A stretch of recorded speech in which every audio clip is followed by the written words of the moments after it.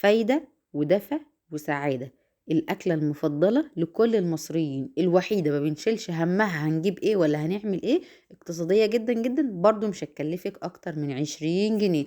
حضري حاجتك كلها جنبك كده. طبعا اكيد انت فهمتي انا هعمل ايه. انا بعمله بطريقة مختلفة شوية. هنعمل العدس الاصفر، أكلة الشتاء اللي بتدفي وبتفيد الجسم كأنك كلتي لحمة أو بروتين.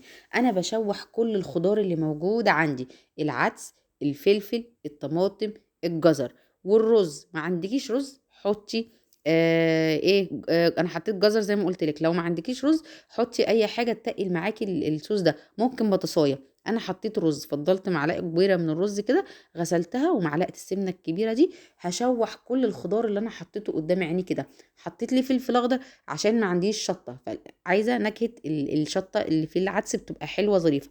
التوابل زي ما انت شايفه، معلقه من الورق اللورا المطحون، ملح، فلفل، كمون، العدس بيحب الكمون، وكمان فص الثوم هتشوحيه مع كل الكلام ده كله، ومعلقه بابريكا. شوحي الكلام ده كله لحد ما العدس والخضار تحسيه دبل خالص كده ولونه غير. هتنزلي بميه سخنه مغليه على العدس ده، هتسيبيه من ربع لتلت ساعة يا دوبت يتسلق. هتعملي احلى اكله. زي ما قلت لك هتطلعي منها كذا صنف، اذا كان بشعريه او اذا كان فتة العدس مع بصلايه خضراء. اللهم بارك. لو حد عنده برد مع البصلايه الخضراء دي، انسي انسي. ما تقوليش بقى العدس بيظهر البرد، لا، مع البصلايه الخضراء هيعلي معاه التست وهيطرد البرد. زي ما بيقولوا البصل والثوم من الاكلات اللي بتقوي المناعه ومضاد حيوي طبيعي. يا جماعه بنسمع الكلام ده كتير.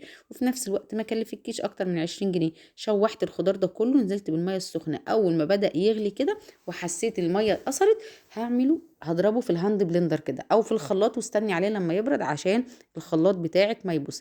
ضربت كل الكلام ده كله، مش هحط توابل ولا سمنه، انا حطيت كل حاجه خلاص. ضربت الكلام ده كله في الهاند بلندر زي ما انت شايفه كده. ما خدش معايا دقيقتين، يا دوب اتدوبت كل حاجه. وهو حتى مش محتاج يتغلي، بس انا برضو غليته تاني. لونه عامل كده ليه؟ هو لونه اورنج طبيعي حلو جدا، بس انا معرفش الكاميرا كانت عامله لونه كده ليه. بس كفته وكلون اللهم بارك.